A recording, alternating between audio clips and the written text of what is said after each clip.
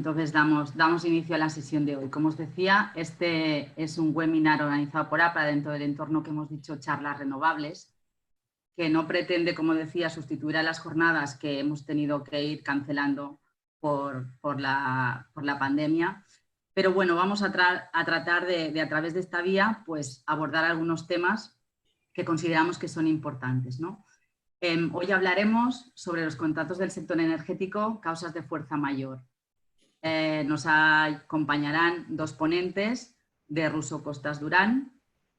El webinar es muy sencillo, vosotros nos escucharéis a los dos ponentes, yo haré de moderadora. Para los que no me conozcan, soy Eva López, la coordinadora general de la asociación, y aunque ya os digo que no hay debate, porque las preguntas y respuestas las vamos a hacer después de las charlas, podéis vosotros, por favor, a través de la aplicación, en la ventana que veis preguntas, no en la que pone chat, sino en la de preguntas, dirigirnos a algunas cuestiones que intentaremos responder si caben y si no, pues lo haremos a posteriori, ¿no?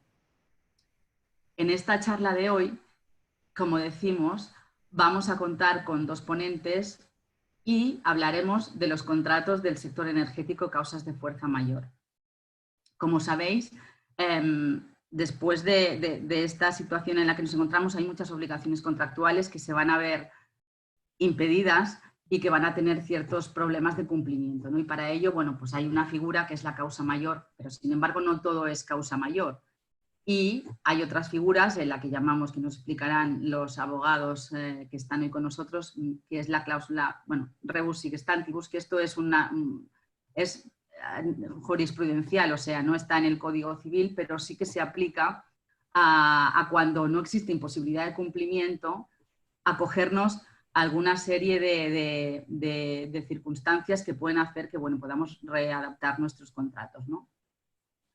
Los ponentes los que contamos hoy son dos, es Javier Olmos y Alfonso Maristany. Javier Olmos es socio responsable del área de energía y miembro de derecho del área mercantil y es asesor jurídico de empresas generadoras de electricidad y asesora todo tipo de litigios de ámbito civil, mercantil, procedimientos administrativos, etcétera, ¿no? Y está especializado en otros sectores industriales también y cuenta con una larga experiencia asesorando a empresas de gran consumo, inmobiliarias, construcción. Él nos hará una introducción práctica de la que luego será la ponencia de Alfonso. Y después, Alfonso Maristany, socio del área de Derecho Procesal de Russo Costas Durán, cuenta también con una gran experiencia en litigios civiles, mercantiles, en arbitraje, en negociación extrajudicial, derecho concursal. Bueno, destaca también por su asesoramiento en conflictos societarios, internacionales, litigios de arbitrales, bueno, contratación mercantil, seguros, derechos reales, conflictos sucesorios. Bueno, tenemos aquí a dos cracks del tema procesal y mercantil y energético, con los que espero que podáis haceros una idea de cuáles son las circunstancias y las cosas que pueden modificar en los contratos, como decíamos. Pues sin más, doy la palabra a Javier Olmos. Gracias. Muy bien. Eva, muchas gracias por la introducción. Por el panel y las fotos veo que tanto Alfonso como yo estamos un poco desfasados en la realidad respecto a las dos fotos. Creo que habrá que actualizarlas. Bueno, en primer lugar, gracias a APA por la invitación y por la iniciativa de este webinar. Creo que en la situación que estamos viviendo, pues digamos que los webinars pasan a sustituir y creo que muy bien pues todas las conferencias y todas las ponencias y jornadas que se estaban organizando y que ahora pues no tenemos más remedio que hacerlo de esta forma y creo que al final son muy útiles y cuando esto pase pues se quedarán, ¿no? Porque la verdad es que ahorra desplazamientos, ahorra tiempo, lo que sí perdemos es el contacto personal que siempre está bien, ¿no? Espero que todo el mundo esté bien y que esto acabe pronto. Entonces, sin dilación, y esto es una de las ventajas de estos calls y de estos webinars, es que se va directo al grano y todo es mucho más efectivo y más eficaz, ¿no? El día de hoy vamos a tratar lo que son la causa de fuerza mayor y el concepto rebus sic stantibus en los contratos del sector energético. Obviamente son dos conceptos que no solo aplican en los contratos del sector energético, aplican en cualquier otro ámbito que pueda tener una compañía, sea del sector que sea. Con lo cual, eso como primera premisa, ¿no? Obviamente estamos en la APA, estamos en el sector, bueno, todos los asociados y todos los participantes que se han conectado están implicados en el sector energético y, por lo tanto, el día de hoy es explicar estos dos conceptos en los contratos más habituales en el sector energético, ¿no? Fuerza mayor y rebus sic stantibus. Luego, Alfonso, la idea es que yo haga como una especie de introducción y luego Alfonso es el que explicará los dos conceptos para aclarar dudas. Principalmente, fuerza mayor es un concepto que ayuda a, digamos, a protegerse en caso de incumplimiento, es decir, cuando las dos partes de un contrato tienen una serie de obligaciones, una de las partes se ve impedida por un supuesto de fuerza mayor, eso hace que se libere del incumplimiento, ¿no? Y por lo tanto no sea responsable, ¿no?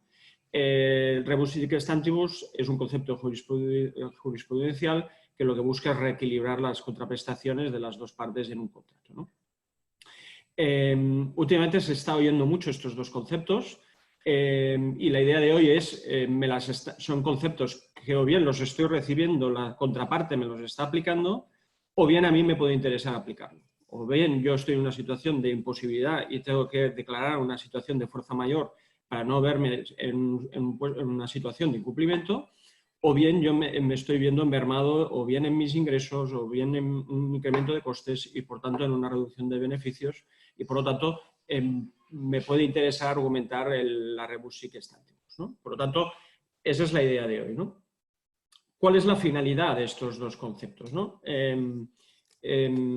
Estamos en una situación de incertidumbre, una situación de cambios normativos, una situación de altísimo riesgo de mercado y riesgo normativo, bajada de precios de pool, incremento de costes, etc., ¿no? Entonces, eso implica lo que he dicho, un incremento de costes, implica al final es una reducción de beneficios y las empresas lo que buscan es reequilibrar y, digamos, ajustar los costes para que con una bajada de ingresos puedan mantener determinados beneficios, ¿no? Y al final se trata de sobrevivir. Estas son dos palancas que son más bien negociales, obviamente son jurisprudenciales y son judiciales, pero tienen mucho de negociar, es decir, al final son instrumentos que lo que buscan son, oye, abrir una negociación con la contraparte y sensibilizar a la otra parte de cuál es la situación y de alguna manera entrar en una negociación y ajustar pues los costes con una reducción de cuotas, reducción de precios, con una carencia de tiempo, etcétera, etcétera. De eso es al final de lo que se trata, ¿no? Obviamente tiene su viabilidad judicial, pero en una primera instancia y siempre es deseable, los abogados, o al menos nosotros, Alfonso y yo, y nuestro despacho siempre decimos que es mejor llegar a un acuerdo que en un juicio, con lo cual lo ideal es llegar a abrir una solución negocial y abrir un proceso de negociación y llegar a un acuerdo. El Gobierno nos está ayudando, es decir, cuando ayer hubo un Real Decreto Ley que regula los arrendamientos de locales comerciales y donde establece una carencia o establece una reducción de la renta a pagar, lo que está haciendo es reequilibrando las posiciones jurídicas en un contrato de arrendamiento de local de negocio y, por lo tanto, lo que está haciendo es reconociendo la situación de rebus sic stantibus y, por lo tanto, reequilibrando las posiciones jurídicas de ambas partes. ¿Por qué lo hace? Lo hace en previsión de que no pueda haber un acuerdo entre las dos partes, por lo cual o bien hay un acuerdo o, si no, el Real Decreto Ley ya te marca cuál es el reequilibrio que el Gobierno establece. Con lo cual, el Gobierno ya, por poner un ejemplo, el Gobierno ya está en esa situación, ya está reequilibrando posiciones, ¿no? Muchos de estos reales decretos o reales decretos leyes que está emitiendo está en ese camino, está en una situación de reconocimiento de una situación extrema, una situación imprevista que está generando desequilibrio y que, por lo tanto, lo que está es encuadrando y está equilibrando las posiciones jurídicas. La idea, si empezamos con la presentación, Eva, por favor, ¿puedes quitar tu pantalla para que pueda Alfonso compartir la suya?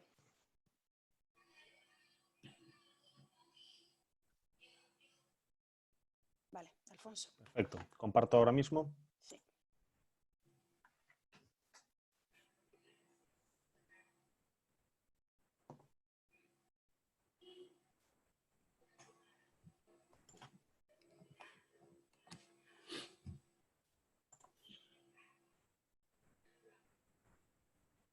Ponlo en pantalla completa, por favor.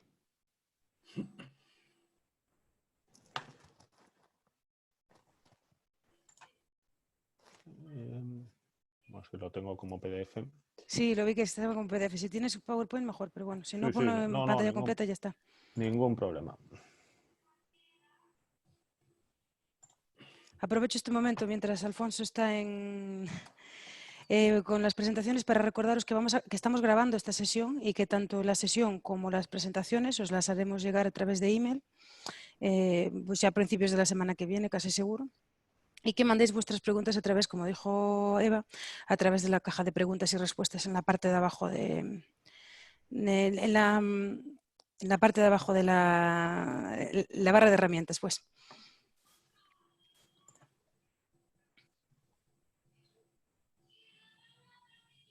Vale, aquí la tengo.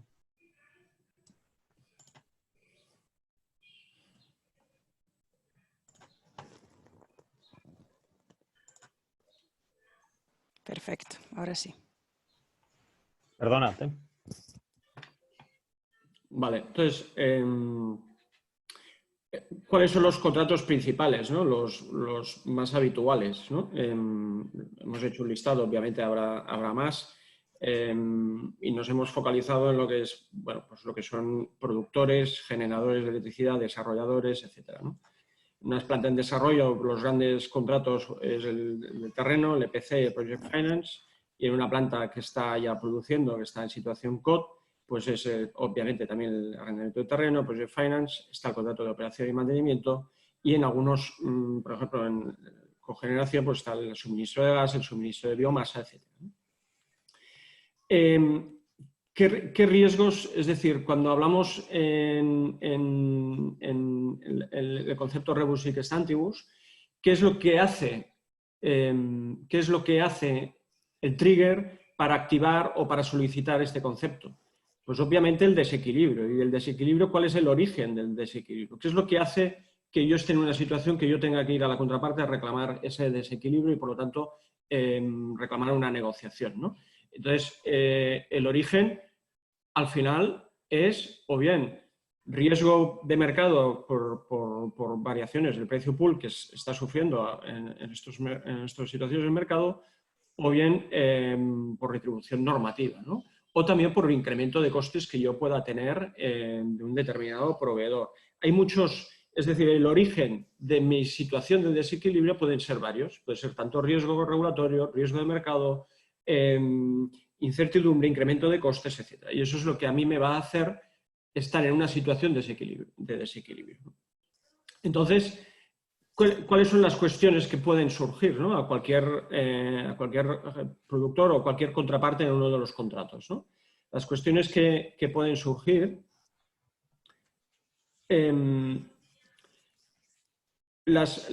estamos obligados a sufrir estas cláusulas, las podemos reclamar, las podemos argumentar. Si alguien me notifica que está en una situación de fuerza mayor, la tengo que aceptar. Tengo que ir caso por caso. Cada caso es un mundo y, por lo tanto, tenemos que ir a la especialidad de cada caso. Eso es un poco la idea, ¿no? ¿Cómo afecta la situación que estamos viviendo ahora de pandemia, situación de estado de alarma? Es una situación de estado de alarma declarada por el gobierno, pero que al fin y al cabo lleva durando un mes y medio y puede durar, pongámosle, 2 meses, 3 meses, mientras haya un desescalamiento de esta situación de confinamiento. Seguramente seguirá el estado de alarma, pero al fin y al cabo van a ser 3 o 4 meses respecto a un contrato que pueden ser 10, 15, 20 años. ¿Realmente se produce un desequilibrio cuando yo estoy sufriendo el estado de alarma durante 3 o 4 meses respecto a un periodo mucho más extenso? ¿Cuáles son los riesgos que podemos alegar? Es decir, son riesgos, ¿cuál es el trigger que implica el que yo pueda argumentar uno de estos dos conceptos? ¿Qué ocurre con los contratos que yo vaya a firmar ahora? Es decir, yo ahora estoy en una situación de estado de alarma, estoy en una situación de fuerza mayor. Si yo la semana que viene firmo un contrato, ¿estas cláusulas tendrán sentido? Si yo introduzco una cláusula de fuerza mayor, ya estoy viviendo en una situación de fuerza mayor. Eso también es importante, los contratos que vaya a firmar ahora. No solo renegociar los antiguos, sino los que vaya a firmar ahora. ¿Qué ocurre en aquellos contratos? Un contrato bien hecho, por ejemplo, un contrato de PPA o un contrato de mantenimiento o cualquiera de estos contratos a largo plazo, si está bien redactado, probablemente debería incluir una cláusula que establezca que en caso de desequilibrio de contraprestaciones, este contrato es inamovible y no afectará. O no, o al revés. A veces los contratos, cuando son flexibles, son los que digamos, se adaptan a las circunstancias. Las que prevén circunstancias de desequilibrio son los buenos contratos que se adaptan a las circunstancias. Pero en protección de una de las partes es posible que un contrato rígido que impida la aplicación de una cláusula rebus sic stantibus, pues es un buen contrato para una de las partes. Esa cláusula que excluye la aplicación del concepto rebus sic stantibus es aplicable.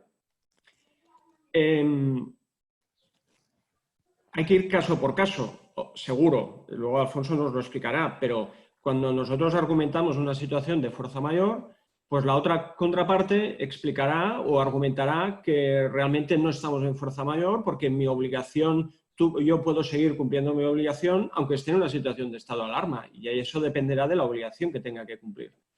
Y cuando yo argumente el desequilibrio de las contraprestaciones, la contraparte podrá argumentar que ellos también están sufriendo un perjuicio, podrá argumentar que mi perjuicio no es tal o que el origen de mi perjuicio es un riesgo que debería asumir, etcétera, etcétera. Por lo cual, entiendo, y ahí Alfonso nos lo concretará, que cada supuesto es un mundo y habrá que ir caso por caso y ver las peculiaridades del contrato, el desequilibrio que se está produciendo y cuál es el origen, ¿no? ¿Cuáles son las vías de solución? Es decir, ¿qué ocurre si nosotros argumentamos o activamos uno de estos conceptos y la contraparte no lo acepta? ¿Qué vías de solución tenemos? Y por último, lo que ya he comentado, el Real Decreto Ley de ayer ya establece, ya reconoce una situación de rebus sic stantibus y el Gobierno ya está estableciendo, ya está regulando estos desequilibrios y los está poniendo un poco de orden en el supuesto de que las partes no lleguen a un acuerdo, ¿no? Esto es un poco las preguntas o dudas que yo entiendo que os puedan salir a vosotros. Obviamente, si hay otras, pues las ponéis por el chat. Y yo, por mi parte, doy paso ya a Alfonso y nada más. Cualquier cosa, luego seguimos hablando. Muchas gracias. Muchas gracias, Javier, y gracias también por mi parte a la APA por haberme permitido participar en este webinar y compartir pues, lo que en mi condición pues, de abogado procesalista o de abogado que dedicado eminentemente a la resolución de conflictos, pues puedo aportar, ¿no? Yo, obviamente, os voy a dar una visión un poco distinta a la que enfocaba Javier, es decir, yo os voy a intentar dar de una manera breve y divulgativa el marco jurídico en el que se mueven los operadores en este tipo de situaciones excepcionales, para que como muy bien decía Javier, podamos abordar una negociación, que es siempre lo mejor, con unas herramientas jurídicas sólidas detrás, que digan, bueno, yo negocio en estos términos porque sé que si no llego a un acuerdo yo tengo estos elementos jurídicos a mi disposición. O, si no, pues para que acudamos a los tribunales o a un arbitraje, pues sabiendo, como decía aquel, pues de qué podemos morir, ¿no? Y eso es lo que yo os quiero poner aquí, y no quiero ser excesivamente extenso, más que nada porque creo que no es la misión de esta sesión, sino sencillamente pues, poner aquellos elementos, las piedras básicas, los cimientos de lo que es la regulación española en este sentido, ¿no? Voy a empezar, en primer lugar, con lo que son las consecuencias directas del estado de alarma, ¿vale? Es muy importante que tengamos claro que el estado de alarma no es una paralización global del país aunque a lo mejor pueda serlo para algunos desde un punto de vista físico, pero no es una paralización jurídica del país. El estado de alarma es un marco previsto en la Constitución que permite adoptar una serie de normas o una serie de, vamos a decir ya directamente, ¿por qué no decirlo?, restricciones a la normalidad o incluso a los derechos recogidos en la Constitución, y a partir de ahí se van dictando toda esta serie de disposiciones que nos dicen, pues esto, pues que nos tenemos que quedar en casa, qué no es un servicio esencial y qué no es un servicio esencial, qué pasa con determinados contratos de arrendamiento, qué pasa con determinados colectivos vulnerables y demás. El estado de alarma en sí no es nada más que el marco en el que se enmarca luego toda una serie de disposiciones normativas. Con lo cual, a lo que vamos a tener que ir es a la situación concreta o a estas disposiciones concretas que se dictan al amparo del estado de alarma, ¿vale? No hay estado de alarma igual a no se cumplen obligaciones. Eso tiene que estar muy claro, ¿vale? De todos modos, ¿qué indica el estado de alarma? O sea, ¿qué disposiciones específicas ha dictado el estado de alarma que creo que son de interés para entrar ya en materia, ¿no? El estado de alarma que se declaró ha sido prorrogado ya, me corregís, 2 veces y ya se intuye una tercera, ¿vale? Pero bueno, veremos en qué concretas modalidades se puede salir, no se puede salir, los niños, determinadas profesiones ya se permite en general, eso lo iremos viendo. Pero lo que sí que está hecho ya es, en primer lugar, una suspensión de todos los plazos, los términos y plazos judiciales, procesales, están todos suspendidos. Es decir, no voy a decir que los juzgados están cerrados porque no sería del todo cierto, porque los juzgados están funcionando con servicios mínimos para cosas urgentes, familia, penales, detenciones, cuestiones tal, no para cuestiones civiles y mercantiles, para bien o para mal, eso no está funcionando, ¿vale? Y por tanto, no hay plazos. Es decir, si tú tenías un plazo de 20 días para contestar a una demanda o una reclamación, eso está parado. Se para, si llevabas 6 días consumidos, se para ahí y volverá a contar cuando se levante el estado de alarma o el gobierno diga que vuelven a contar los plazos, ¿vale? Ahora bien, posteriormente se habilitó la posibilidad de presentar demandas para que no viniera todo de golpe cuando se acabara el estado de alarma. Entonces se van presentando, pero apenas se tramitan, con lo cual tampoco vamos a pensar que aquí los juzgados están funcionando bien. Se pueden presentar y se les dará cierto trámite, pero no es así. Y luego también es importante que todos los plazos de prescripción que nosotros podamos tener, que sabéis que la ley regula, pues que las acciones jurídicas se pueden ejercitar en unos plazos y tal, están parados. Es decir, si yo tengo 1 año para ejercitar una acción, o 6 meses, por ejemplo, para unos vicios ocultos, para ejercitar una acción, esto mientras dura el estado de alarma está paralizado. No cuenta. Este periodo, o sea, están suspendidos. Volverá a seguir contando una vez acabe el estado de alarma, ¿vale? Ahora bien, y esto sí que creo que es muy importante, esto no afecta a los plazos contractuales. Es decir, afecta a los plazos legales, no a los plazos contractuales. Si yo por contrato tengo pactado que si, por ejemplo, en un contrato vinculado al sector de la producción de energía, que en un mes yo tengo que denunciar una determinada situación o alegar unos supuestos defectos o alegar lo que sea, no lo hago, he perdido la posibilidad. Es decir, que estemos en estado de alarma no implica que no tengamos que ejercitar las acciones previstas contractualmente, ¿vale? Esto es muy importante. Si queréis luego preguntas concretas podemos profundizar. El servicio de correos de Burofax, por si tuviéramos que interrumpir tuviéramos que ejercitar alguna acción extrajudicial, funciona, más lento pero funciona. Correo electrónico es perfectamente válido, pero esto hay que tenerlo en cuenta, ¿vale? Es decir, el estado de alarma no ha parado el mundo a estos efectos, ¿vale? En cualquier caso, dicho esto, que esto es un marco muy general y tal vez muy para abogados, pero creo que es importante que lo sepáis, lo que es evidente, y eso ya lo ha dicho Javier, es que esta situación es extraordinaria, es imprevisible y nos ha dejado a todos en shock de un día para otro. Con lo cual, pese a que el principio esencial de todos los contratos en derecho español y en todos los ordenamientos jurídicos de nuestro entorno mínimamente civilizados es el pacta sunt servanda, latinajo, que al final no quiere decir otra cosa que es que los contratos están para cumplirse. Es una cuestión de orden público porque si yo no cumplo, el otro tampoco cumple, y si el otro tampoco cumple, el tercero tampoco cumple, y entonces nos cargamos la economía, ¿no? Por tanto, este principio es esencial.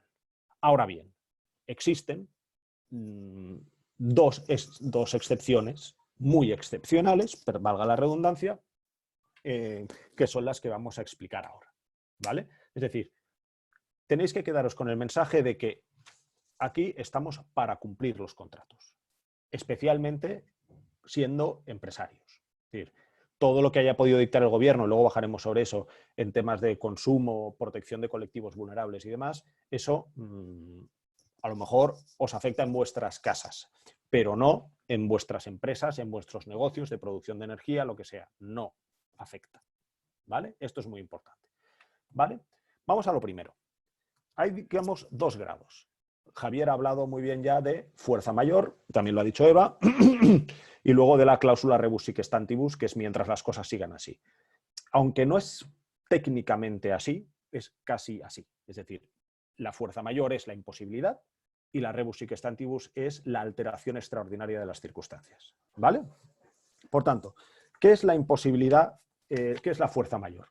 Es la imposibilidad física o jurídica, ¿vale? Esto está regulado en el Código Civil desde hace más de 120 años, viene del derecho francés y es algo que recogen prácticamente todos los ordenamientos jurídicos. No somos rara avis en esto, ¿vale? Y esto, digamos que se lee de dos artículos del Código Civil. No vengo aquí a leeros el Código Civil, pero sí que creo que es algo que es bueno que todo el mundo pueda leer y ver para saber por qué está regulado, ¿no? Que es el primero, es el 1182, que dice: quedará extinguida una obligación que consista en entregar una cosa determinada cuando ésta se perdiere o destruyere sin culpa del deudor, del que la tiene que entregar, y antes de haberse constituido en mora. Es decir, o sea, antes de haberse retrasado el deudor en entregarla. Si ya se ha retrasado, ya es problema suyo, ¿no? Esto, combinado con este siguiente artículo, que es el 1105, que dice: fuera de los casos expresamente previstos en la ley y de los que así declare la obligación, nadie responderá de aquellos sucesos que no hubieran podido preverse o que previstos fueran inevitables, ¿vale? Yo puedo prever, en este último caso, una guerra, porque las guerras, por desgracia, a veces ocurren, pero a lo mejor no puedo prever la magnitud de lo que ha ocurrido. O en este caso, yo puedo prever un virus, pero no puedo prever una pandemia. ¿Me explico? Entonces, ¿cómo interpreta nuestra jurisprudencia, nuestros tribunales, estos dos artículos? En primer lugar, que el 1182, oiga, si yo tengo que entregar una cosa y no la puedo entregar porque se ha perdido, obviamente no la voy a entregar. Es decir, yo puedo ser más o menos diligente, pero no soy mago. Es decir, si no la puedo entregar, no la puedo entregar. Y esto es importantísimo. ¿Qué pasa? Que alguien podría decirme: oiga, sí, usted no la puede entregar, pero podría indemnizarme por daños y perjuicios. Porque, oiga, es que usted no la puede entregar, pero es que a lo mejor es por su culpa. O desde luego no es por la mía. Si usted quedó que me entregaba, yo qué sé, X toneladas de tal producto y no me los puede entregar, vamos a ver por qué es, ¿no? Entonces ahí entramos en el 1105. Y el 1105 lo que dice es que si no es, que nadie responderá de aquellos daños o de aquellos sucesos que no hubieran podido preverse o que fueran inevitables. Es decir, que si yo no entrego porque no puedo entregar y por tanto no voy a entregar porque es imposible, yo podría ser responsable de los daños y perjuicios, salvo que entremos en el 1105, que dice: oiga, si es que es imposible, porque es un suceso imprevisible o inevitable, que es un poco lo que nos está ocurriendo, ¿vale? Es decir, hay cumplimientos que son literalmente imposibles, ¿vale? Si os fijáis, tanto en un artículo como en otro, os he puesto debajo de la cita literal del artículo las características de la imposibilidad o de la imprevisibilidad del suceso. Y veréis que, paso de una slide a la otra, veréis que son muy parecidas las circunstancias. En el primero hablamos de una imposibilidad sobrevenida, no imputable al deudor. Es decir, que la diligencia exigida a los comerciantes, especialmente en un sector sofisticado como puede ser el sector de la energía, es importante. Es decir, no, mire, oiga, es que yo esto no lo preveía, pues, pero esto es algo que cualquiera podía prever, pues entonces ahí no te podrás acoger a esto. Objetiva, y esto es importante, la objetiva tiene que ser yo la defino por exclusión, es decir, no subjetiva. No, mire, es que yo no puedo. No, mira, si esta obligación se puede cumplir haciendo usted sus mejores esfuerzos, por otro lado, cumpla. Tiene que ser algo objetivo. Y no puede ser temporal o pasajera, sino definitiva. Aquí a lo mejor podemos encontrar algún punto de discusión porque el estado de alarma, Dios no lo quiera, no será eterno, con lo cual es temporal. Lo que pasa es que las consecuencias de esta temporalidad, que bueno, decir temporal 2 meses es mucho decir, pero bueno, es decir que habrá que ver, ¿no? Por eso decimos que es muy casístico. Luego te vas al 1105 y los sucesos digamos que te exoneran de responder por daños y perjuicios, fijémonos, son imprevisibilidad, que no se deban a la voluntad o negligencia del deudor, que hagan imposible el cumplimiento de la obligación y que exista un nexo de causalidad entre el suceso y la imposibilidad. Es decir, me perdonaréis este excurso, pero este tipo de situaciones excepcionales también son campo abonados para caraduras. Es decir, y esto es importante. Es decir, oiga, no, mire, es que yo no puedo entregar.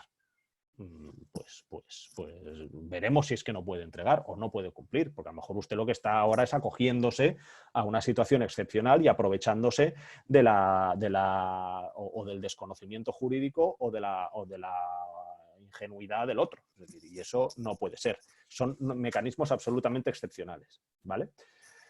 La imposibilidad, la jurisprudencia lo tiene muy claro, tiene que ser o física, en el sentido de que no se puede entregar. También se habla de la imposibilidad moral, que bueno, eso es un concepto mucho más indeterminado, en el sentido de que, bueno, pues a lo mejor tú te encuentras en una situación en la que dices, oiga, yo antes prefiero no cumplir que traspasar esta línea moral, se dé la situación que se dé, ¿no? Económica, y ahora voy a incidir en esto porque es clave, objetiva, absoluta, duradera y no imputable al deudor. Eso ya lo hemos dicho. ¿Qué tenemos que entender por imposibilidad económica? Que esto es muy importante. Imposibilidad económica no es no puedo pagar, no es no tengo dinero. Luego iremos a la rebus sic stantibus, que ahí podemos discutir y es donde creo que debemos discutir. Imposibilidad económica es, por ejemplo, un corralito. Imposibilidad económica es, por ejemplo, que determinadas divisas no circulen. O sea, tiene que ser una crisis económica de una magnitud, digamos, no ya crisis en el sentido de ausencia o bajada de la liquidez, sino una crisis, digamos, sistémica. Que no hay dinero para pagar. No hay dinero para pagar. Por tanto, esto, no sé, en Argentina a principios de siglo, de este siglo, con los corralitos, pues a lo mejor ahí podríamos alegarlo. En la situación actual no es lo que nos está ocurriendo. No hay una imposibilidad económica. La imposibilidad económica que todos podemos tener en mente, que es no tengo dinero, eso tiene un trato diferente que se llama derecho concursal. Es decir, si usted no tiene dinero para cumplir con sus obligaciones, usted, por desgracia, a lo mejor a donde tiene que ir es a un concurso de acreedores, pero no decir que es que no puedo cumplir.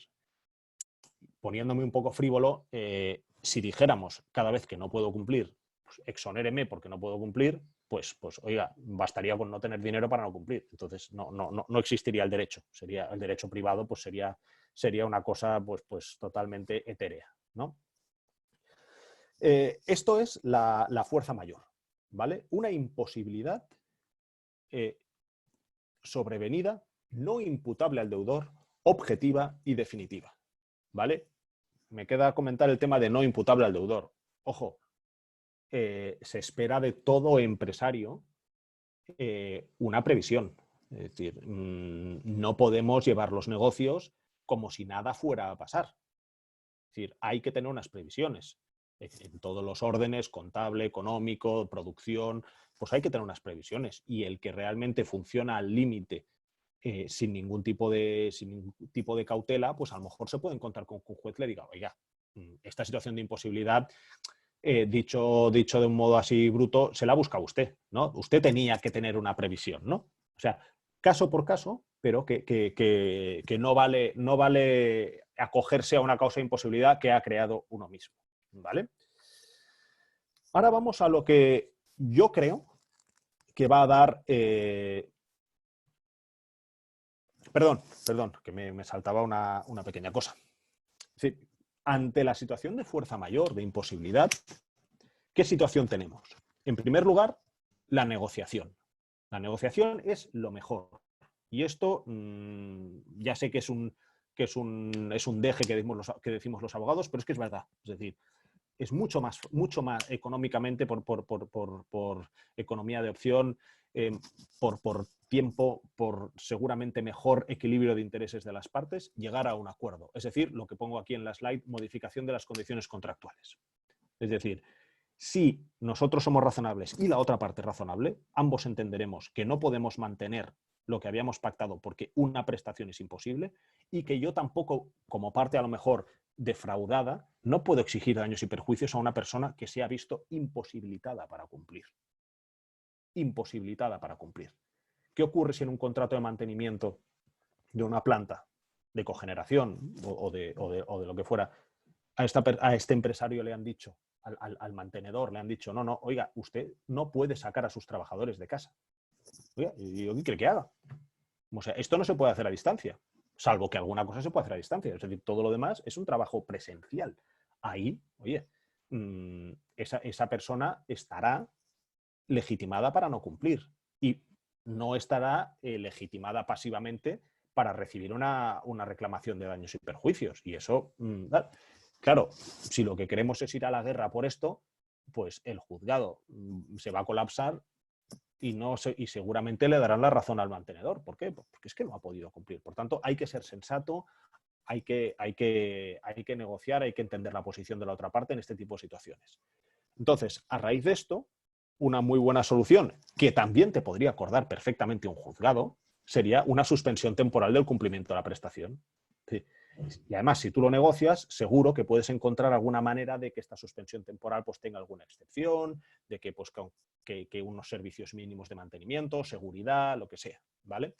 Y si no, como alternativa final más drástica, es la resolución del contrato, pero esto solo si la finalidad queda frustrada. Es decir, si vemos que sin el cumplimiento temporal de esta obligación que ha devenido imposible, es que el contrato deja de tener interés.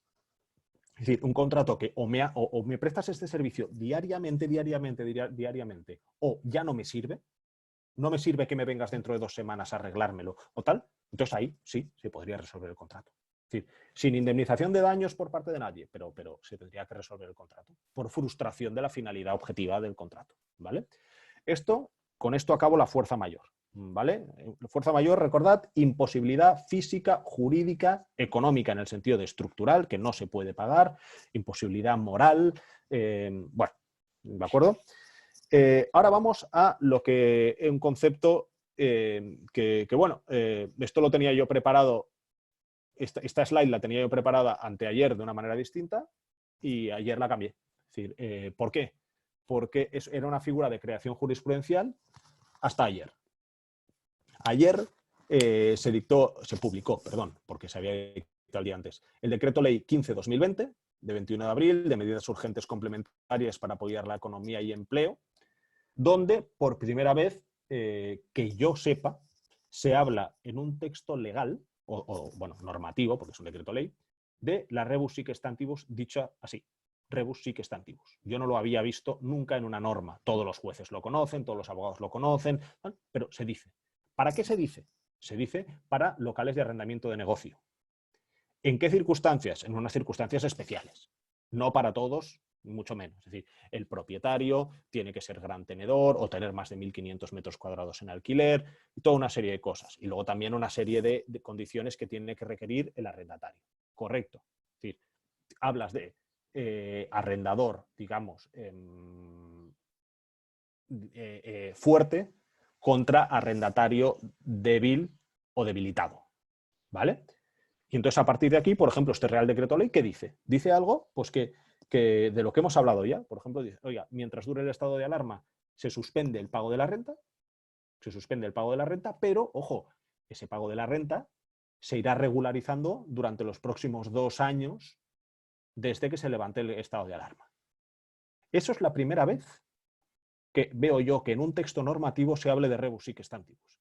Por tanto, de creación jurisprudencial, sí, pero hasta ayer día de 22 de abril, en que ya pasó a tener un carácter normativo, está en una norma. Entonces, ¿eso qué nos dice? Nos dice, pues una cosa que aunque afirmarlo así a los cuatro vientos puede ser un poco peligroso, pero es que el propio gobierno, que no son los tribunales, es el gobierno, dice que el COVID-19 ha provocado una alteración extraordinaria de las circunstancias. Entonces, con esto entro a definir lo que es el rebus sic stantibus. El rebus sic stantibus es un latinajo. Un aforismo que viene a decir mientras las cosas sigan así. ¿Qué quiere decir eso? Pues que el contrato, como todo, se firma en un momento y en unas circunstancias y con unas expectativas, siempre cuando sean legítimas, determinadas. Es decir, nadie hace un contrato porque sí. Contratos tienen una causa, tienen una base, y esa base pues bueno, tiene unos riesgos y demás, pero cuando esto se altera extraordinariamente hasta el punto, y aquí cojo una expresión muy del Tribunal Supremo para que entendáis bien, de que se aniquila la base del contrato, es decir, que la base del contrato queda absolutamente, bueno, o sea, que el contrato no se puede entender ya con esta situación económica, entonces procede entrar a revisar el contrato. Revisar el contrato, a diferencia de la fuerza mayor, en el que hay una exoneración de cumplir. En la rebus sic stantibus se tiende mucho más a revisar el contrato. Revisarlo. Es decir, por ejemplo, con estos arrendamientos que dice, bueno, yo te exonero de cumplir 3 meses, pero luego, ojo, irás pagando lo que no has pagado, ¿vale? Salvo que llegues a un acuerdo distinto con tu propietario, ¿vale? Entonces, esto en España ha existido siempre, entre otras cosas porque viene del derecho romano. Pero es que además está reconocido internacionalmente diría en todos lados, aunque eso es un poco aventurado, pero vamos, que no me lanzo mucho. En instrumentos internacionales os pongo aquí los PCL, que son los Principles on European Contract Law, que son unos principios que no son normas, pero se utilizan para interpretar el derecho de contratos, lo utilizan los jueces con cierta frecuencia. Los principios UNIDROIT, que es más de lo mismo. Otros ordenamientos jurídicos, el derecho alemán y el italiano lo tienen en el Código Civil. El derecho inglés, que sabemos que no tiene códigos como tal, pero tiene una legislación creada por los precedentes y su jurisprudencia, ellos manejan el concepto de hardship, que es, por decirlo de alguna manera, dureza. O sea, se ha provocado una dureza en el cumplimiento del contrato, una gravosidad que no se puede entender. Es un principio de derecho global. Esto no lo vamos a negar, esto es así. Es decir, siempre ha existido. ¿Vale? Y como digo, decía antes, porque esto es muy importante, se diferencia de la fuerza mayor esencialmente en que no hablamos de una imposibilidad, sino una dificultad sobrevenida. Dificultad, añado, extraordinaria, imprevisible e inevitable. Que yo no podía hacer nada para evitar esto. O sea, si alguien me dice que pudo hacer algo para evitar el COVID-19, vamos, es que lo que debería es estar en la cárcel. O sea, me explico, o sea, no, esta es la situación, ¿no? Entonces, ¿cuáles son los elementos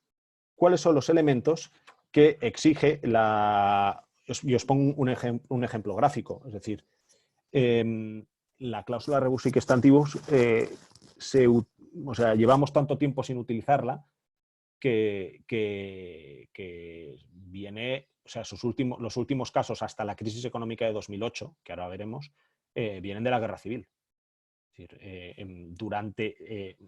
es que, vamos, en 70 años los tribunales se han negado porque saben el efecto que eso puede tener en una cuestión de orden público, ¿vale? El permitir no cumplir los contratos. Esto es un elemento muy delicado que hay que tener, o sea, hay que ser capaz de ser flexible, pero, ojo, los jueces para esto son muy precavidos y hasta cierto punto hacen bien, ¿vale? Entonces, ¿qué se exige? ¿Qué se exige? Además de una alteración imprevisible e inevitable, ¿no? La jurisprudencia más reciente, de los años 14 y 15, viene de casos, digamos, de la crisis económica financiera de 2008. ¿Por qué las sentencias se dictan en 2014-2015? Porque el Supremo, que tiene muchas cosas muy buenas, pero no es rápido, pues tiene un decalaje. Entonces, claro, las sentencias las dictan en 2014-2005, cuando podríamos estar hablando de casos, pues a lo mejor producidos en 2009. 2010, 2008. Pero bueno, la jurisprudencia, especialmente a raíz de un magistrado que ya no está en el Tribunal Supremo, pero que inició un cambio radical, que era Orduña Moreno, vino a decir, oiga, la crisis económica que hasta ahora no se había aplicado, no había servido nunca en otras crisis que hemos tenido en España desde la Guerra Civil, nunca se había aplicado para justificar la rebus sic stantibus, dice, una crisis económica sí es motivo para aplicar la rebus sic stantibus. No con carácter general y no sin analizar las causas concretas, la situación concreta. Pero sí es motivo, o sea, es una base, ¿vale? Entonces, se establecen 3 criterios. El criterio objetivo. O sea, sentado a esta base, decimos, vamos a ver, criterio objetivo. ¿Cuál era la finalidad objetiva, la principal del contrato? No me diga cuál era su finalidad usted como parte. No. La finalidad del contrato, ¿cuál era? Oiga, suministrar tal para que el otro a su vez pueda revender, para que tal cosa. ¿Qué se pretendía con este contrato? Nadie hace contratos porque sí. Nadie. Todo el mundo hace contratos por algo. Vale, ¿qué se pretendía? Bien. Después también podemos bajar al criterio subjetivo. ¿Qué expectativas legítimas tenía cada parte con este contrato? A mí sus expectativas, que pueda tener alguien, digamos, inconfesables, no. Pero sus expectativas legítimas como empresario, ¿cuáles tenía? Y lo tiene usted que demostrar. Y luego, ¿cómo se atribuyó el riesgo de este contrato? ¿Vale? ¿Cómo se atribuyó este riesgo? Porque al final, en el contrato puede perfectamente haberse dicho, oiga, y ahora me voy al sector de producción de la energía. Es decir, es un mercado oscilante, es un mercado en el que hay riesgos, como en cualquier otro. Oiga, si ya se vio que el riesgo se quería distribuir de esta manera, pues yo qué sé, pues te vendo muy barato o te vendo muy caro, pero tú asumes en contrapartida el riesgo de que esto, lo que sea, tal. ¿No? Pues ahí ni rebus y extantibus ni nada. Oiga, usted se metió en esto y en esto debe seguir, ¿no? Estos son los 3 criterios que se tienen que seguir. ¿Vale? Objetivo, subjetivo y el riesgo del contrato. En cuanto al riesgo del contrato, hay que ver el riesgo normal del contrato. Oiga, ¿ante qué tipo de contrato estamos? Es decir, las rebus y extantibus en contratos altamente especulativos, olvidémonos. O al menos veámosla con mucha distancia, porque decir, oiga, no vale jugar fuerte y cuando las cosas se complican decir, no, ahora no puedo cumplir o no me va bien cumplir. Eso no, un tribunal muy difícilmente lo va a entender. ¿Vale? ¿Qué ocurre ante estas circunstancias? Ante estas circunstancias, lo que ocurre, los mecanismos que prevé la ley, es, en primer lugar, también como en la fuerza mayor, siempre intentar llegar a un acuerdo. Porque si tú te vas a un juez, a diferencia de la fuerza mayor en la que el juez lo que normalmente te dirá es que sí, efectivamente usted no tenía por qué cumplir porque no podía y además no tiene que indemnizar daños, aquí lo que el juez va a hacer es lo que se llama integrar el contrato, reequilibrarlo, ¿no? Es decir, oiga, pues normalmente con informes periciales que me aporta una y otra parte, yo cojo una serie de criterios económicos y digo, mire, reequilibro el contrato de esta manera. Pues yo qué sé, ajusto el precio o establezco una moratoria o lo que sea, ¿vale? Vale, pues ya está. Esto es lo normal. También se puede llegar, y aquí pongo el punto B, a la resolución en caso de que el contrato carezca de base por aniquilación directa del legítimo interés que lo motivaba. Sí, es que la alteración extraordinaria de las circunstancias no imposibilita el cumplimiento, que eso sería fuerza mayor, pero lo dejan en una situación en la que dicen, oiga, es que ¿para qué seguimos con esto? Si es que ya no tiene ningún sentido. No tiene ningún sentido, o sea, no se puede explicar este contrato, la función económico-social de este contrato no se puede explicar de ninguna manera con estos precios o con estas condiciones y tal, pese a que se podría, lo que provocaría eso, pues yo qué sé, pues es la ruina de 3 empresas y tantos trabajadores a la calle, o sea, no tiene ningún sentido mantener eso, pues entonces a lo mejor acordamos la resolución del contrato. La resolución del contrato y entonces ahí el juez entraría a ver si hay que indemnizar, si no hay que indemnizar, tal. No es tan automático como la fuerza mayor, que no hay que indemnizar. Si tú no cumples, pues no puedes cumplir lo imposible. En cambio aquí, si a lo mejor sí tienes que indemnizar, pues a lo mejor el juez te dice una indemnización más modulada, adaptada al hecho de que te ha venido una situación imprevisible, que tal. Pero bueno, aún así, la indemnización hay que tenerla en cuenta porque la otra parte también ha sido perjudicada, ¿vale? Y luego el último punto, y es, o mejor, los 2 últimos puntos que quería tratar, que al final se pueden resumir en uno, ¿no? Que es que el contrato no puede prever, o sea, cuando el propio contrato ya prevé un mecanismo de reequilibrio del precio o de las condiciones, la rebus sic stantibus no debe entrar. Es decir, la rebus sic stantibus está prevista, o sea, está implícita, está volando por encima de todos los contratos para aquellos casos en los que los contratantes no pacten nada, que es muy normal. Pero sí, las contratantes ya han pactado un mecanismo de ajuste de precio o de lo que sea, de precio, de hitos de suministro, de plazos, de lo que sea, ya lo han pactado y ya han dicho que en caso de que tal cosa, pues oye, ahí el tribunal se va a atener a eso. Y por tanto, yo ya digo, no sé si vale mucho la pena ir a los tribunales, porque ya tenéis eso. ¿Qué pasa? Podría llegar a darse el caso, pero esto ya es casi ciencia ficción, aunque bueno, veremos, de que lo que las partes previeron como posibles cambios extraordinarios no tienen nada que ver con lo que realmente ha ocurrido. No tiene nada que ver, o sea, que es que realmente la cosa se ha hundido hasta puntos que nadie podía prever. Pues a lo mejor ahí podría entrar otra vez la cláusula rebus sic stantibus, pero entonces sí que ya vamos, o sea, ahí iríamos a un juzgado con los pies de plomo, porque si ya, insisto, si ya está previsto, ahí debemos ir, ¿vale? Lo cual me lleva al segundo punto que quería decir. Estamos ahora, me imagino, también firmando contratos. Ahora estamos en pleno estado de alarma, estamos con la situación del COVID-19, está la cosa como está. Yo creo que ahora todos tenemos que ser capaces de regular en nuestro contrato una cláusula de alteración de circunstancias, de fuerza mayor, de lo que sea. Existen hasta cláusulas modelo de la ICC, de la Cámara de Comercio Internacional. O sea, ahora hay que ponerlo. ¿Por qué? Porque si tú firmas un contrato ahora, ya, eso sí que ya prácticamente lo puedo asegurar, que luego no puedes ir a un juzgado y decir, oiga, es que no puede cumplir. Oiga, pero si usted firma un estado de alarma, ¿cómo me está diciendo usted ahora que no puedo cumplir? Usted lo sabía perfectamente, usted es un empresario, incluso no un empresario, porque las consecuencias del estado de alarma es que salen por la televisión, es decir, no es nada que no pueda saber todo el mundo. Todo el mundo. Por tanto, las circunstancias en las que se firma el contrato son muy importantes. Es decir, la rebus sic stantibus, la fuerza mayor, se aplicarán a contratos firmados antes del estado de alarma. No a contratos firmados ahora a partir del estado de alarma, vamos, olvidémonos. Es decir, porque hay que preverlo ahora, ¿vale? Es que de hecho ya está aquí, ¿vale? Entonces, dicho esto y explicado el marco legal en el que, o mejor dicho, los elementos que contempla la ley para estas situaciones de imposibilidad o de alteración de circunstancias, ¿qué ocurre? Perdón, tiro un segundito para atrás. Después de esta jurisprudencia que se dictó a la raíz de la crisis financiera de 2008, ha habido un pequeño repunte. Este magistrado que estaba en la Sala Primera del Tribunal Supremo pues, se ha jubilado, ya Francisco Orduña se ha jubilado, y los nuevos miembros, algunos de los cuales ya estaban y otros han llegado nuevos, han mantenido esta línea, con un poquito más de dureza, como volviendo un poco a la línea anterior, aunque habrá que verlo, habrá que ver cómo funciona, pero diciendo una cosa que se ha interpretado yo creo que un poco ligeramente por la prensa, pero que es importante. El Tribunal Supremo, una sentencia de 6 de marzo de 2020, es decir, de hace nada, 10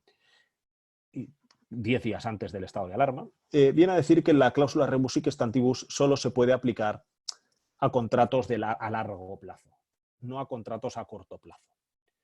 Yo creo que eso, que no ha sido muy bien interpretado, lo que debe entenderse es que solo se aplica a contratos de tracto sucesivo, es decir, a contratos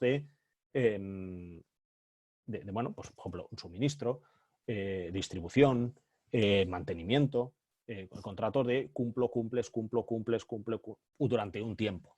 No a un contrato de ejecución inmediata como puede ser una compraventa de un piso o una compraventa de una máquina. Es decir, compro, vendo. Es decir, o de un arrendamiento de un mes. No, eso no. Es decir, ahí no hay posibilidad de aplicarlo. Entonces, yo creo que lo que se ha publicado un poco por internet y tal, que el Tribunal Supremo solo a contratos a largo plazo, tal y cual, no es exactamente así, ¿vale? Es contratos de tracto sucesivo y sí, preferentemente de largo plazo, porque un contrato muy corto, pues oye, al final es difícil entender cómo esta alteración sobrevenida de circunstancias te va a afectar tanto, ¿no? Un contrato corto, pues sus efectos son más pequeños normalmente, ¿no? Pero en cualquier caso, yo honestamente no comparto esta visión porque creo que los contratos a largo plazo muchas veces, especialmente en mercados con componente especulativo o con componente de precio regulado o lo que sea, un contrato a largo plazo es un mejor escenario para que las circunstancias que en su momento se alteraron vuelvan a alterarse en el sentido contrario. Es decir, que donde ahora pierde uno, a lo mejor gane el otro dentro de 5 años. ¿Vale? Por tanto, tampoco nos quedemos con esta idea de que los contratos a largo plazo, que los contratos a largo plazo se podrá aplicar así sin más la cláusula rebus sic stantibus, porque si el propio contrato o la propia tipología de la obligación ya prevé o ya es natural que primero pues que dé una de cal y una de arena, ¿no? Primero a uno y luego a otro, pues oye, al final la rebus sic stantibus pues no debería aplicarse tampoco, porque el propio contrato ya se ajusta, ¿no? Quería acabar con esto que me había olvidado, disculpadme, ¿vale? Ahora vamos al siguiente punto que es, oye, vale. Perdona, Alfonso, sí. Perdona que te interrumpa. No. Vamos un poco justos de tiempo, son las 12 ya casi. Vale. ¿Cuánto me queda? 3 minutos. Perfecto. 5. Vale, perfecto, ningún problema. ¿Sí? ¿Te cabe? Sí. Gracias. Vale, dicho esto, remedios ante el incumplimiento de la parte contraria. Es decir, yo lo que he explicado ahora es lo que tenemos, ¿vale? Lo que dice la ley y qué podemos hacer, ¿no? Ahora, antes de analizar todo esto, ¿con qué nos vamos a encontrar? Nos vamos a encontrar con que la parte contraria deja de cumplirnos una obligación. O nos podemos encontrar con que la parte contraria dice, bueno, yo no cumplo, porque no puedo o porque esto lo tenemos que negociar. Y de momento dejo en suspenso el cumplimiento de la obligación. Claro, aquí nos podemos encontrar con dos opciones. Es decir, primero, nosotros somos unos cumplidores del contrato y el otro de repente no nos cumple, o nosotros somos una parte que estaba a la expectativa de un cumplimiento para cumplir nosotros. ¿Qué pasa? Que el otro no cumple. Y como el otro no cumple, yo quiero decir, oiga, si tú no cumples, yo tampoco. Es decir, al final es un juego de obligaciones recíprocas, ¿no? Vamos al primer caso. En primer caso, si yo soy un contratante que ha cumplido, yo lo que debo decir es, si usted no cumple, mi amenaza básica sería resolver el contrato. Artículo 1124 del Código Civil. Sin embargo, hemos de tener en cuenta todo lo que hemos explicado antes, que lo razonable sería pues, atender a la fuerza mayor o a la rebus sic stantibus si se da el caso, ¿vale? El artículo 1104 me dice, oiga, pues yo puedo resolver el contrato. Se acaba el contrato y usted me indemniza por su incumplimiento, solo faltaría. Ese incumplimiento tiene que ser grave, tiene que ser reiterado, tiene que ser esencial y tal. Con lo cual volveríamos que nosotros diríamos esto y la otra parte diría, no, fuerza mayor o rebus sic stantibus. Con lo cual, yo ahora lo que estoy planteando es la primera reacción que nosotros como parte cumplidora podríamos tener. ¿Vale? Posición 2. La parte contraria ha incumplido y en consecuencia nosotros consideramos que no tenemos que cumplir. Oye, si usted no cumple, yo tampoco. Antes de entrar en consideraciones de fuerza mayor o de rebus sic stantibus, oiga, escenario inicial, si usted no cumple, yo tampoco, porque yo cumplo porque usted cumple. Entonces ahí tenemos lo que se llama, latinajo, perdón, excepción non ad impleti contractus, que es excepción de contrato no cumplido, y excepción non rite ad impleti contractus. La primera quiere decir, yo no cumplo, alego la excepción de contrato no cumplido por su parte. Si usted no cumple, yo tampoco. Y la segunda es una excepción de contrato non rite, no perfectamente cumplido o parcialmente incumplido. Usted me incumple, pero no gravemente o no tal, pues oiga, mire, yo tampoco le cumplo totalmente. Lo primero podría llevar a una suspensión de mi obligación, si usted no cumple, yo tampoco, y lo segundo debería llevar a si usted cumple parcialmente, yo también cumplo parcialmente. Y luego, si esto se convierte ya en algo reiterado, insoportable para las partes y tal, ya resolución del contrato. ¿Vale? Con esto ya quería terminar. Y estoy ya recapitulando un poco, con lo cual ya podríamos entrar en fase de preguntas en un minutito, pero vamos, ¿es el COVID-19 causa de fuerza mayor de la alteración extraordinaria de las circunstancias? Que tal vez es la gran pregunta, ¿no? Para mí, vamos, no necesariamente, y habrá que entrar caso por caso, no podemos confundir, como hemos dicho antes, estado de alarma, que es un cascarón, con las disposiciones concretas que pueden llevar a la situación excepcional. Habrá que ver cómo se afecta, pero ya tenemos dos elementos para pensar que sí, que el COVID-19 va a suponer o bien fuerza mayor o bien alteración extraordinaria de las circunstancias en función del sector concreto.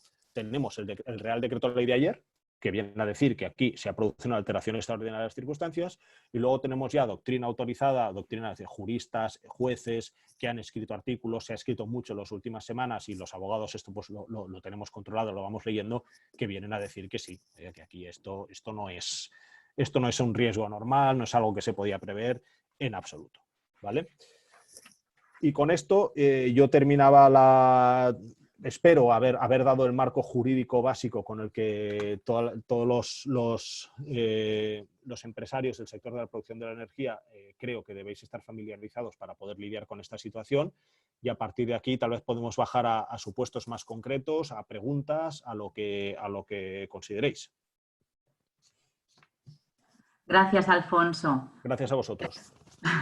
Sí, hay algunas preguntas, pero bueno, es que hemos puesto unos límites temporales a estos webinars porque es que al final, si no, esto es tan rico que podíamos estar aquí y sabéis tanto que al final podríamos estar aquí mucho rato. Por cierto, que algunos comentarios de algún oyente me dicen que os felicite porque ha sido una exposición muy interesante, y esto, bueno, pues que lo sepáis, ¿no? Que creo que es bueno también Me alegro, muchas gracias. que lo digáis, porque sí es cierto, insisto, esto quedaría para mucho, pero tenemos que ceñirnos un poco. Entonces, hay varias preguntas, pero quería centrarme en dos, a ver si podemos, porque están un poco más centradas en lo que es nuestro sector, ¿no?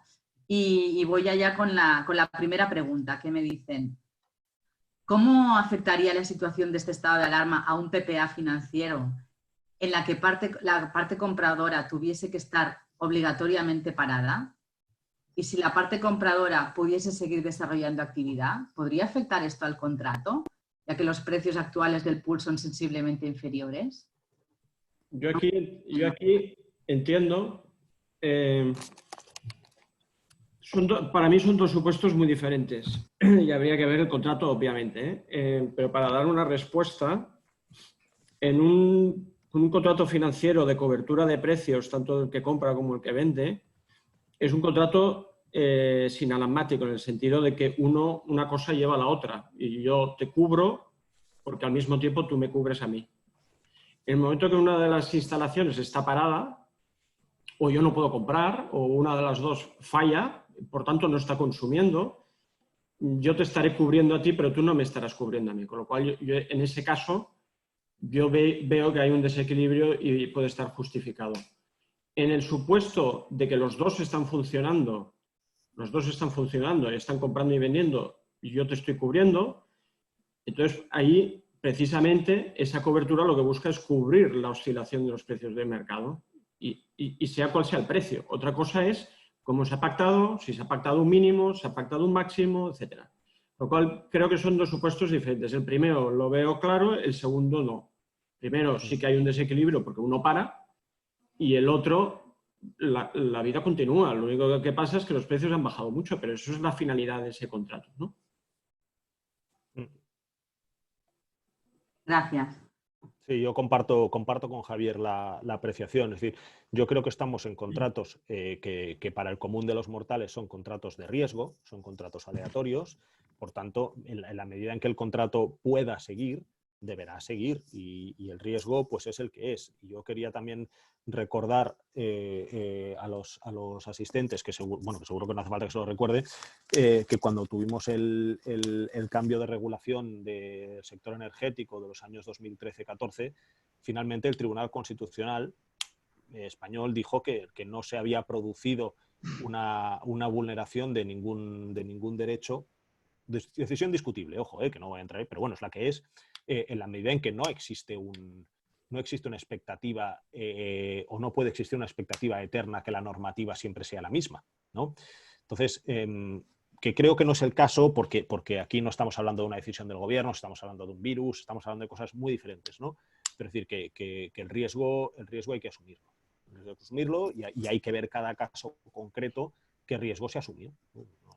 Una cosa es una parada, como bien decía Javier, y otra cosa es que las condiciones se me vuelvan más extremas. Pues ahí va a ser difícil, pero bueno, veamos.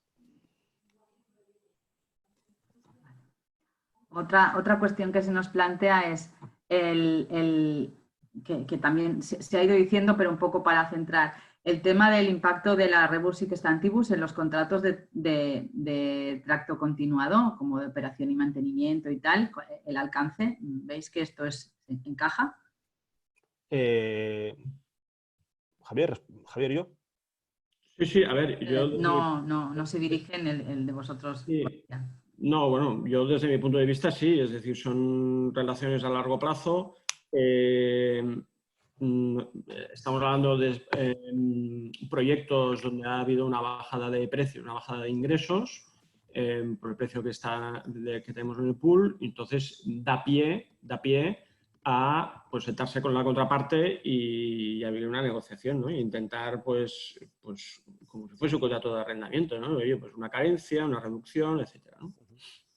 Yo creo que en un contrato de prestación de servicios de mantenimiento, yo creo que podría tener cabida tanto la fuerza mayor como la rebus sic stantibus. La fuerza mayor en la medida en que hay obligaciones concretas que no vamos a poder cumplir. Es decir, lo que decía antes, si a mí el Estado me está diciendo que mis trabajadores no pueden salir a trabajar, ¿yo qué quiere que haga? Es que no puedo hacerlo. Me expongo a una sanción. Estamos hablando de sanciones muy importantes que se están poniendo. Además, estoy exponiendo a mis trabajadores a un riesgo de salud que es delito. Es un delito contra la salud de los trabajadores, con lo cual no puedo cumplir. El propietario de la planta va a tener que entender que yo eso no se lo puedo cumplir y si hay daños no debería yo ser responsable. Habrá que ver luego, pero esa es la base. Y en cuanto a la rebus sic stantibus, yo creo que, cogiendo la línea de lo que dice Javier, debería ser motivo para que, si es un contrato a largo plazo, pues seamos capaces de renegociar el contrato de manera que este parón de servicios que yo me he visto obligado a soportar, pues afecte lo menos posible. O, por ejemplo, que si ahora, que esto va a pasar seguro, al empresario que se dedica al mantenimiento se le obliga a adoptar unas medidas de seguridad concretas, de higiene concretas, súper restrictivas, o de X trabajadores y separados a una distancia de tal, eso hay que ser capaz de renegociarlo. Porque es que si no, ¿resolvemos el contrato? Pues muy bien, resolvemos el contrato. ¿Se ha incumplido? Sí, se ha incumplido. Entonces, ¿qué hacemos? Todo el mundo pierde. Hay que ser capaces de encontrar una solución que se adapte a la legalidad.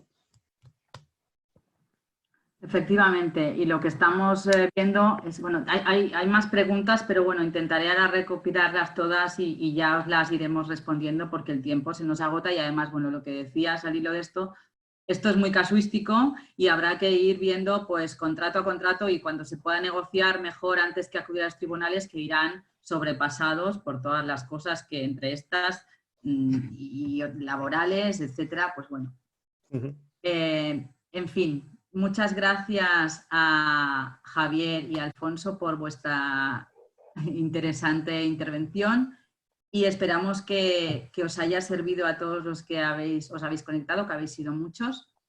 Agradezco que hayáis confiado en esta charla de APA y nosotros pues nada más os volveremos a ver si queréis en los próximos webinars que tenemos previsto, uno para el martes 28, que es sobre economía circular en el sector fotovoltaico, agentes, roles y derechos y obligaciones.